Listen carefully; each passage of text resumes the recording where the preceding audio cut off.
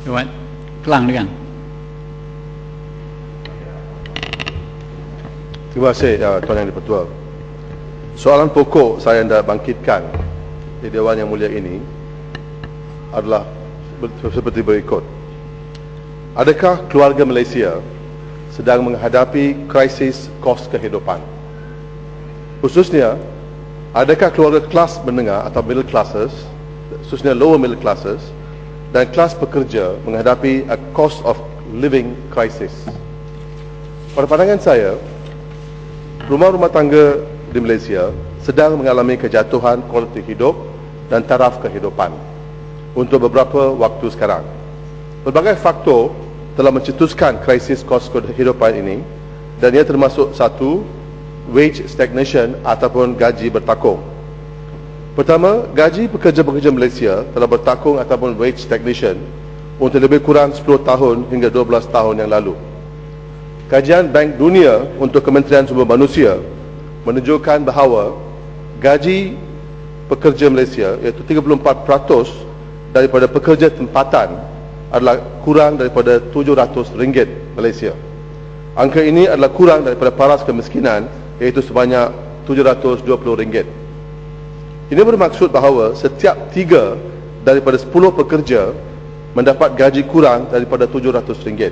Nisbah ini boleh diluaskan kalau kita masukkan pekerja-pekerja dalam sektor informal. Kajian Bank Dunia juga menunjukkan bahawa trend peningkatan gaji untuk 10 tahun yang lalu di Malaysia mencatatkan pertumbuhan sebanyak 26% sahaja, berbanding dengan kos sara hidup yang semakin meningkat untuk tempoh yang sama. The National Economic Advisory Council dalam laporan model ekonomi baru mengatakan bahawa 40% daripada rumah tangga bawahan telah mengalami pendapatan purata paling kurang, iaitu menerima pendapatan kurang dari 1,500 sebulan pada tahun 2008. Kekurangan gaji pekerja tempatan menjadi buruk dengan adanya kira-kira 1.8 juta pekerja yang bekerja secara sah, documented migrant workers, dan mungkin 1.5 juta pekerja migran yang tidak didokumentedkan. Kedua, oleh kerana gaji benar tidak naik selaras dengan kos kehidupan, maka golongan kelas menengah dan kelas pekerja mula pinjam wang secara besar-besaran dari bank-bank dan juga daripada alung-alung untuk menampung keluarga. Menurut CIMB Research, pinjaman rumah tangga di Malaysia telah meningkat dari 11.1% dalam tempoh 5 tahun, iaitu 2004 hingga 2009. Pinjaman rumah tangga dalam tempoh 9 bulan yang lalu, iaitu akhir tahun 2009 hingga ke Ogos 2010, telah naik sebanyak 8.4%, iaitu daripada ringgit Malaysia 516.6 bilion ke 560.1 bilion ringgit. Tambahan pula, pinjaman rumah tangga atau household debt to gross domestic product GDP telah melambung daripada 66.7% pada tahun 2004 ke 76% pada tahun 2009, satu tahap yang harus membimbangkan pihak kerajaan. Pertumbuhan pesat hutang atau pinjaman rumah tangga ini telah mencetuskan bimbangan di kalangan ahli ekonomi, sebab keadaan seperti ini boleh mengakibatkan ketidakstabilan sektor kewangan dan krisis ekonomi seperti apa yang berlaku di Amerika Syarikat pada tahun 2009-2010. Kebanyakan daripada pinjaman ini ialah untuk membayar pinjaman rumah, kereta dan juga untuk bayar pinjaman kad kredit. Fenomena ini jelas menunjukkan bahawa kelas menengah dan kelas pekerja terpaksa pinjam wang ataupun terpaksa utang wang untuk menjamin kehidupan yang selesa bila dihadapi dengan stagnasi upah dan gaji.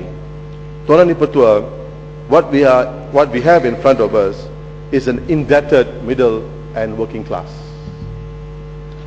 Kedua, isu yang saya nak bangkit untuk membincangkan isu krisis kos kehidupan ialah peningkatan harga.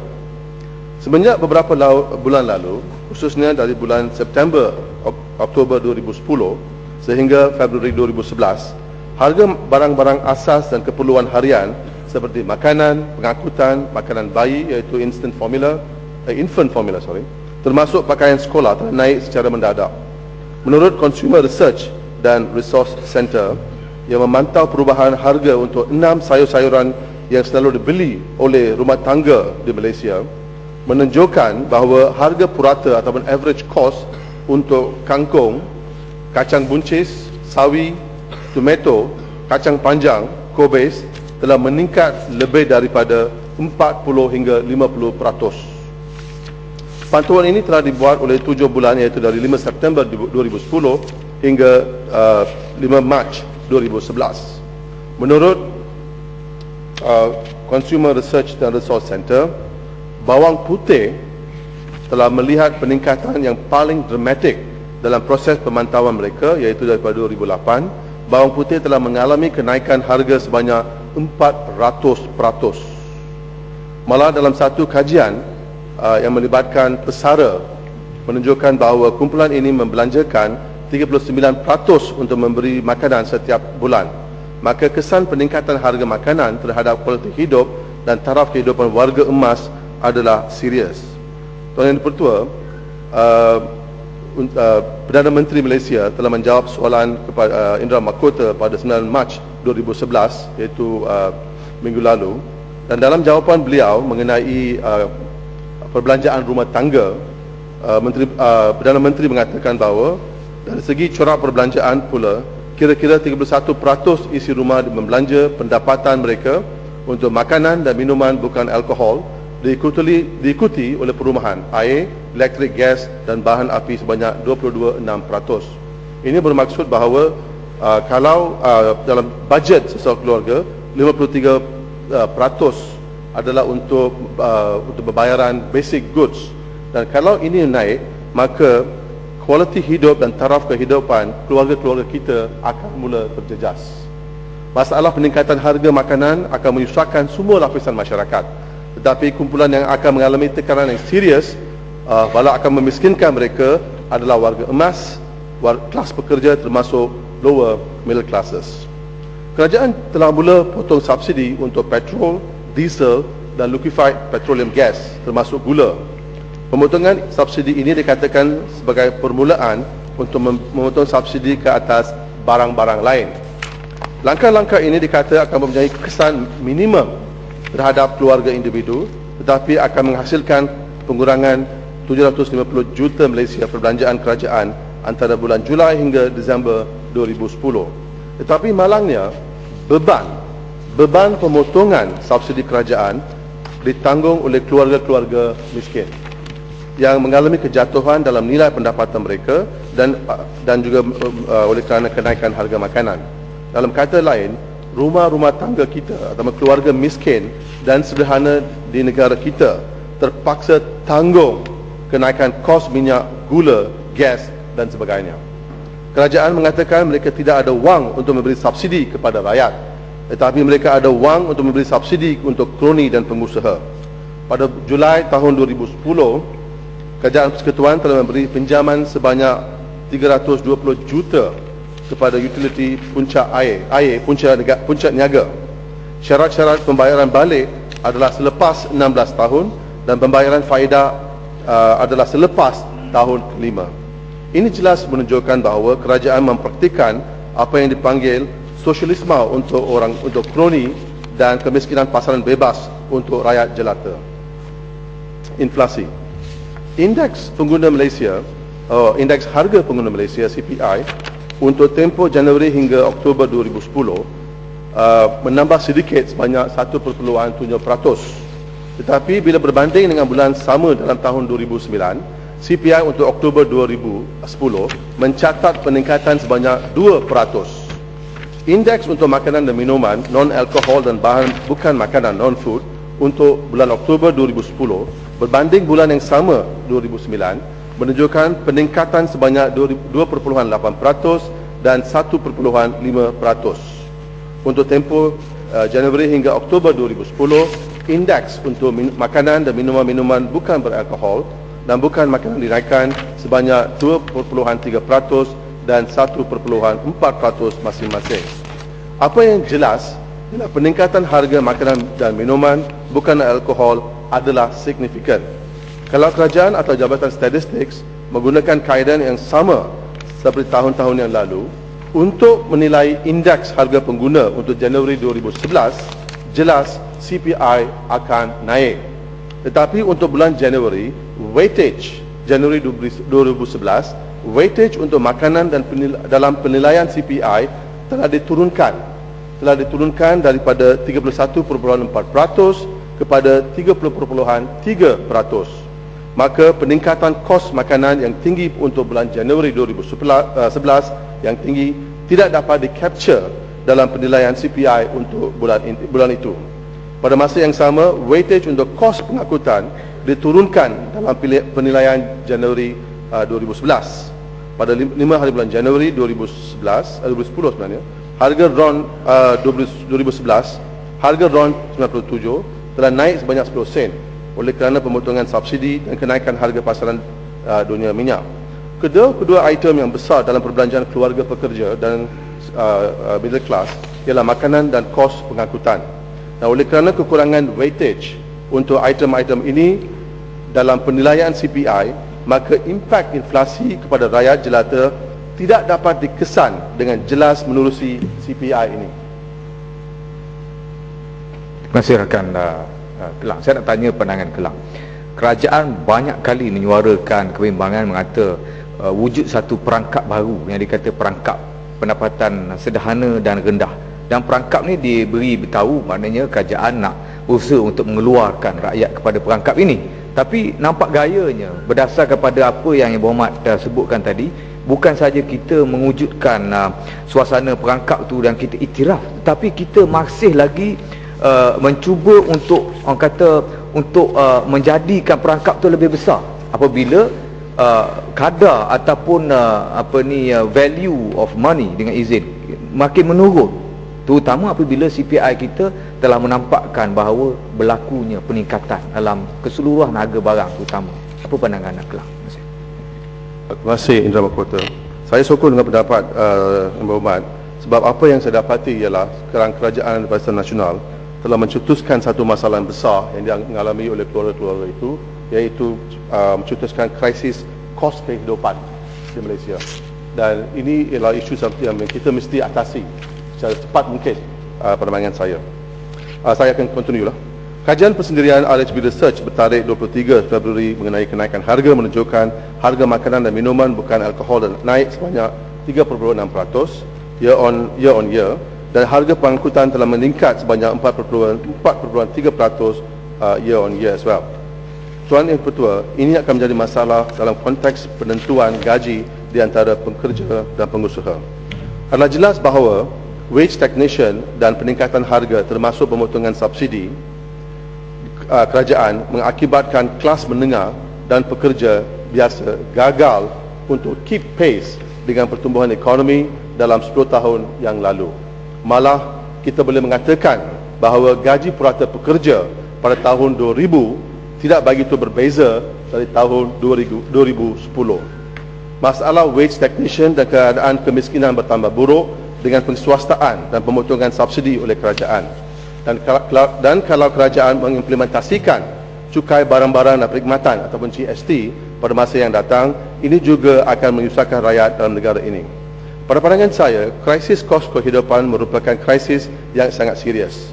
Oleh kerana itu, saya mencadang penubuhan Pesuruhanjaya Bebas atau komisen yang untuk menyiasat krisis kos kehidupan ini. Pesuruhanjaya Bebas dibentuk untuk meneliti masalah ini dan juga cari jalan untuk mengatasi krisis kos kehidupan. Badan ini ditugaskan untuk bercadang untuk mencari cara-cara atau kaedah untuk mengatasi ketidakseimbang gaji, pengagihan dan pendapatan. Lebih penting untuk menolong golongan-golongan yang telah dipinggirkan dalam proses pertumbuhan ekonomi supaya dapat catch up dengan golongan lain. Saya cadang kepada kerajaan untuk mengimplementasikan gaji minima dengan secepat mungkin. Gaji minima ini harus ditetapkan jauh lebih daripada paras kemiskinan dan bukan apa yang dicadangkan kepada pekerja keselamatan, iaitu sebanyak RM700. Satu jumlah yang kurang daripada paras kemiskinan. Apa yang kita hendak bukan gaji minima kemiskinan, tetapi gaji kehidupan atau living wages. Saya juga bercadang supaya kerajaan memberi insentif cukai atau tax incentive kepada firma-firma tempatan, khususnya firma kecil dan sederhana, supaya memberi galakan kepada mereka untuk memberi gaji kehidupan atau living wages kepada pekerja-pekerja mereka. This tax break should be perceived as an adjustment cost. Tambahan pula, saya cadang supaya kerajaan memberi insentif kepada firma-firma supaya menambah tinggikan kemahiran pekerja supaya dapat kelayakan untuk pekerjaan-pekerjaan yang berbayar lebih tinggi. Misalnya di negeri Jerman Barat, 80% daripada sektor retailing telah menyertai pelatihan vocational untuk 2 hingga 3 tahun dan mereka diberi peluang untuk menyertai bidang pengurusan. Isu yang dan juga saya menangkan ini secara serius dan saya cadang supaya kerajaan dengan serta-merta cari jalan untuk meringankan beban rakyat. Saya cadang bahawa kerajaan tangguhkan pemotongan subsidi atau subsidi rationalisation hingga satu masa di mana gaji minima atau living wages dapat diperkenalkan di Malaysia. Isu kedua yang saya bangkit, Tuan Yang Bertua, ialah akses kepada ubat dan perjanjian perdagangan bebas. Tuan Yang Bertua, Malaysia kini dalam proses perundingan dengan pihak European Union dalam perjanjian bebas EU Malaysia dan dengan mereka syarikat Trans-Pacific Partnership Agreement. Malangnya perundingan ini berlaku di dalam suasana rahsia, tidak demokratik dan tanpa ketulusan, walaupun impak perjanjian dagangan bebas ini mempunyai kesan yang mendalam ke atas kesihatan dan intellectual property rakyat Malaysia. Salah satu isu utama dalam perjanjian dagangan bebas European Union Malaysia dan Trans-Pacific Partnership adalah berkenaan impak ke atas akses kepada perubatan murah. Dewasa ini jutaan orang di negara-negara membangun seperti Malaysia bergantung kepada perubatan generik murah yang dikeluarkan oleh syarikat tempatan atau syarikat serantau seperti di India ataupun di Thailand untuk tujuan mengubati HIV, bara, asma, hepatitis, sakit jantung dan masalah-masalah kesihatan lain. Jikalau perjanjian dagangan bebas EU Malaysia dan Trans-Pacific Partnership ditandatangani dengan syarat-syarat harta intellectual property, maka ia akan menghalang akses kepada perubatan generik murah oleh orang ramai di Malaysia. Ini adalah kerana pihak Eropah dan Amerika Syarikat mendesak Malaysia pada masa sekarang supaya mengikuti syarat-syarat perlindungan tambahan ataupun TRIPS Plus yang lebih ketat supaya dapat memonopolasikan pasaran perubatan untuk syarikat-syarikat mereka. Syarat-syarat ini yang dikenali sebagai TRIPS Plus dan data exclusivity menghalangi pertandingan dan akses kepada ubat generik di samping memelihara harga tinggi untuk keuntungan pengeluar-pengeluar ubat di benua Eropah dan Amerika Syarikat.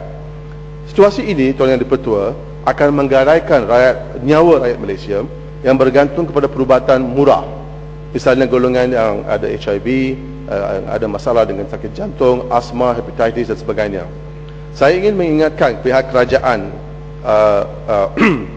khususnya Kementerian Kesihatan, mengenai ucapan yang diberikan oleh Peguam Negara Malaysia di hadapan UN Committee on the Rights of the Child di Geneva pada Februari 2007.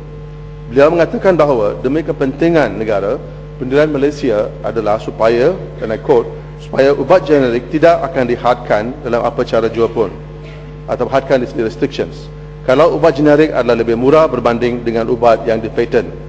Beliau menjelaskan bahawa perjanjian dengan bebas bilateral mempunyai unsur TRIPS Plus dan Malaysia belum lagi bersetuju dengan mana-mana perjanjian dagangan bebas termasuk dengan US. Ini adalah kerana perjanjian dengan bebas di antara US dan Malaysia akan mengakibatkan peningkatan harga untuk perubatan. Peguam Negara Malaysia juga berkata bahawa Malaysia tidak akan berunding dalam hal ini dan juga bertambah pihak kita akan menyediakan perubatan ini secara percuma. Saya ingin kerajaan bertanggungjawab terhadap kenyataan Peguam Negara dan menyeru setegas-tegasnya supaya perjanjian dagang bebas EU Malaysia dan TPP ataupun Trans-Pacific Partnership Agreement tidak akan membawa kesan negatif terhadap akses kepada perubatan murah, terutamanya ubat generik.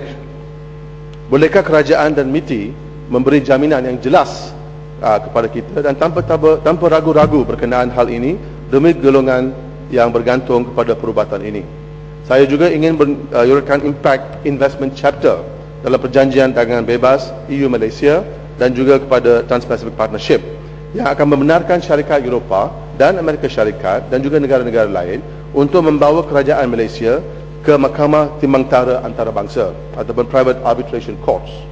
Dalam pada hal ini, syarikat dari European Union dan USA boleh mendakwa kerajaan Malaysia untuk tuntutan kewangan jika mereka merasa hak pelaburan mereka, khususnya menerusi apa yang dipanggil regulatory takings ataupun expropriation, mereka dicabuli di bawah perjanjian dagangan bebas EU Malaysia atau TPP.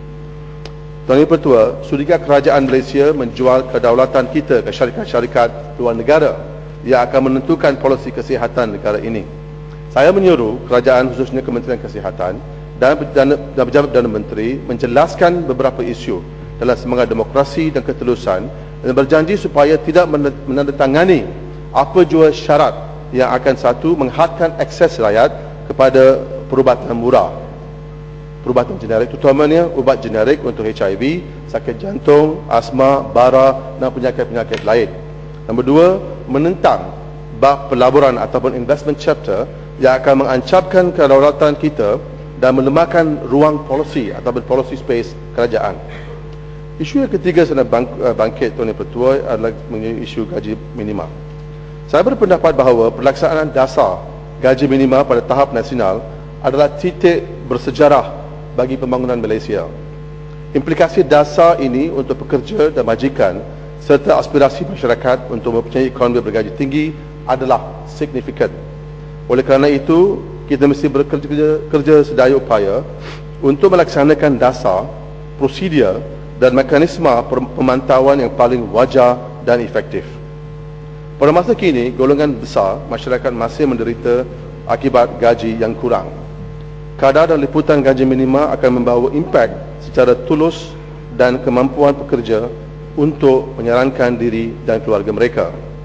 Satu masalah yang perlu ditegaskan adalah bahawa jumlah data ataupun analisis berkenaan pasaran pekerja dan gaji yang telah disediakan adalah amat kurang lengkap. Oleh itu, apa jua perbincangan setakat ini adalah kurang jelas dan tidak memuaskan. Perkara pertama yang perlu diselesaikan adalah untuk memastikan bahawa Perbadanan Gaji atau Wage Council Minima yang ditubuhkan adalah bebas, mewakili pekerja serta mempunyai kuasa. Perbadanan ini perlu diberi masa, sumber dan maklumat yang cukup untuk menentukan gaji minima serta mengadakan perbincangan mengenai isu yang relevan seperti perbezaan kadar di antara kawasan.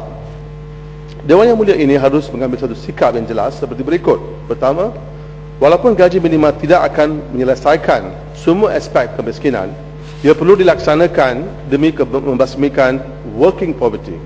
Objektif ini perlu diberi fokus oleh badan yang akan menentukan gaji minima. Kedua, diskriminasi di antara pekerja tempatan dan asing harus dielakkan. Secara prinsip, kita mesti hormati hak asasi manusia termasuk ILO Labor Standards dan juga tata tertib am. Secara praktik, tabiat mengecualikan pekerja asing dari gaji minima akan memanjangkan kerja dan gaji rendah. Ketiga, sistem pengkuasaan dan pemantauan yang efektif serta hukuman yang wajar untuk pelanggaran undang-undang perlu dilaksanakan. Ini bermakna denda yang wajar, kaki tangan dan sumber manusia yang mencukupi dalam jabatan kerajaan, perlindungan untuk whistleblower iaitu pekerja yang bergaji rendah dan terdedah boleh melaporkan majikan mereka. Terdapat 3 ciri penting yang menentukan kewajaran dan kekesanan perbadanan gaji minima demi menjaga kepentingan negara. Pertama, keanggotaan perbadanan gaji minima. Ianya perlu bebas, mewakili pekerja dan mempunyai kuasa. Korea Selatan telah mengatasi masalah middle income trap dan kini dalam golongan negara gaji tinggi. Majlis Gaji Minima Korea Selatan dianggotai oleh wakil majikan, wakil pekerja dan satu golongan ketiga yang dipanggil kepentingan awam atau public intellectuals, dan mereka adalah sama rata dalam kuasa mereka dalam Majlis Gaji Minima Korea Selatan. Yang penting di sini ialah keanggotaan wakil kepentingan awam atau public intellectuals dan bukannya wakil kerajaan. Kerajaan sudah ada wakil dalam kategori kepentingan awam. Majlis ini diketuai oleh wakil kepentingan awam yang bukan dari kerajaan. Wakil kepentingan awam ini yang kebanyakan terdiri daripada ahli akademik serta ahli masyarakat pengetahuan adalah dalam posisi yang baik untuk memberi analisa yang bebas dan objektif demi membuatkan keputusan serta menjaga kepentingan di antara pekerja dan majikan. Majlis Gaji Minima Korea Selatan adalah sejajar dengan objektif menyediakan proses yang wajar, bukan sahaja menentukan tetapi juga ulang kaji gaji minima yang harus patut diikuti. Kedua, kuasa Perbadanan Gaji Minima. Perbadanan Gaji Minima boleh memberi cadangan kepada kerajaan atau keputusannya boleh terus menjadi undang-undang, ataupun badan ini boleh menjadi satu proses interaktif di antara perbadanan dan kerajaan. Kita di Malaysia boleh mengikuti kaedah Majlis Gaji Minima Korea Selatan. Bila cadangan Majlis Gaji Minima dibentangkan kepada Menteri Buruh, Menteri berkenaan boleh hantar balik kepada majlis itu untuk semakan. Bagaimanapun, keputusan berikut iaitu berikut Majlis Gaji Minima sama ada mengelakkan, menaikkan atau mengurangkan syur awal mereka secara automatik menjadi tahap gaji minimum.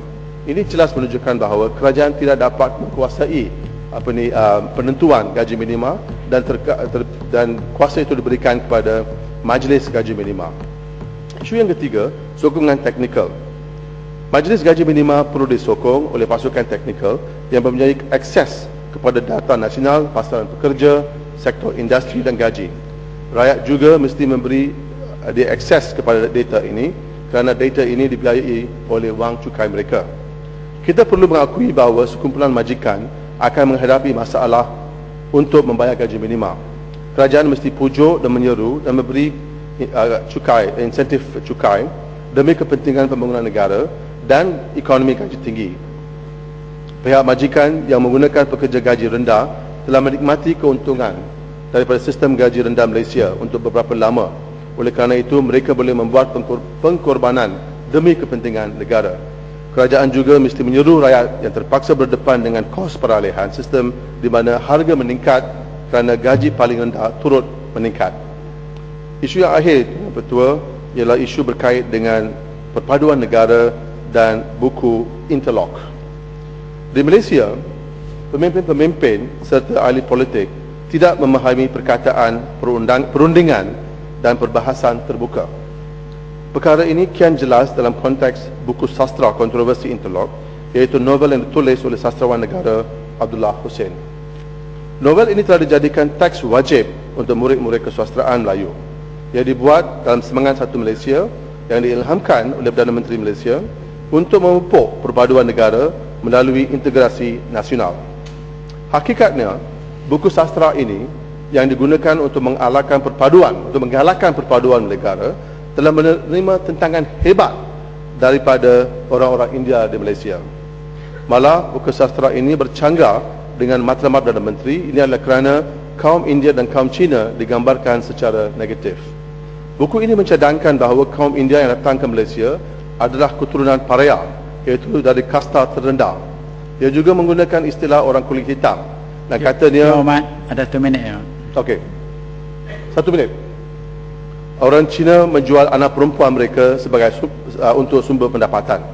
Saya ingin tanya Perdana Menteri dan juga Menteri Pelajaran, bagaimana gambaran negatif sesuatu kaum dapat menggalakkan perpaduan negara. Sebenarnya, kegunaan buku interlock telah mewujudkan satu suasana hostile ataupun hostile environment dalam proses pengajaran, iaitu teaching and learning process. Tambahan pula, buku ini telah memecah belahkan perhubungan di antara guru-guru dan murid-murid di sekolah. Keadaan seperti ini bertentangan dengan hasrat kerajaan untuk memupuk dan menggalak perpaduan negara. Kita mesti menerima hakikatnya. Pada 7 Mac, 3 pelajar tingkatan 5 telah dibawa ke Pejabat Polis Pusat Kuala Lumpur Baru untuk disoal siasat untuk 10 jam kerana mereka ingin memulangkan novel interlock kepada guru besar mereka. Pada mulanya, 7 pelajar ingin memulangkan novel tersebut kerana tidak senang dengan isu kandungan novel itu. Tetapi mereka dihalang oleh seorang guru disiplin yang menuduh dan memaki mereka. Guru tersebut berkata, dan saya quote, Kenapa orang India garang? India memang suka rosakan nama sekolah, keliling macam dasar paria sejak sejarah lagi. Sebelum insiden ini berlaku pada Januari 2011, seorang guru besar di Ampang juga memanggil murid-murid India sekolah beliau sebagai paria semasa peribadatan pagi. Insiden-insiden seperti ini jelas menunjukkan bahawa 53 tahun merdeka, kita sebagai rakyat negara ini telah gagal untuk memupuk perpaduan negara. Ia juga menekankan bahawa buku interlock bukan satu glue atau pelekat yang boleh menyatu padukan semua kaum di Malaysia. Sebaliknya, ia hanya akan memburukkan pertanian kaum yang kian merosot. Kesimpulannya, interlock telah mewujudkan krisis nasional and has undermined the sumbangan peranan legitimate kaum India dan China dalam proses pembangunan negara ini. Masyarakat India telah mendaftar bantahan keras-keras mereka atas penggunaan double interlock di sekolah-sekolah. Tetapi saya hairan mengapa kerajaan tindak dengan cepat untuk mengharamkan buku-buku komik oleh Zuna yang berjenaka mengenai Perdana Menteri dan isterinya, tetapi mengambil masa lama untuk menyelesaikan kontroversi interlock yang menghina orang-orang India dan China. Ibu bapa mempunyai hak dan tanggungjawab untuk membabitkan diri dalam proses pelajaran anak mereka, tetapi pandangan mereka tidak diambil serius oleh pihak kerajaan dalam kes interlock. Kita boleh menggunakan buku lain yang ditulis oleh penulis-penulis utama di negara kita. Misalnya, jika kerajaan serius tentang memelihara perpaduan kaum, ia boleh memperkenalkan buku-buku yang ditulis oleh Ahmad Wastaman, satu pejuang kebebasan dan juga pengarang, atau buku Permodenan Antartur dalam teks sastra beliau Anak Semua Bangsa. Buku interlock telah ditarik balik dari Sukatan Pelajaran Sekolah pada 15 Januari 2011 berdasarkan perbincangan antara Kementerian Pelajaran dan Dewan Bahasa dan Pustaka. Tetapi keputusan itu telah diulang kaji dalam 13 hari selepas itu dan digunakan di sekolah selepas perjumpaan di antara Perdana Menteri dan pemimpin MIC. Simpulannya, saya cadang kepada Menteri Pelajaran termasuk Perdana Menteri supaya buku ini ditarik balik demi kepentingan perpaduan negara. Sekian, terima kasih.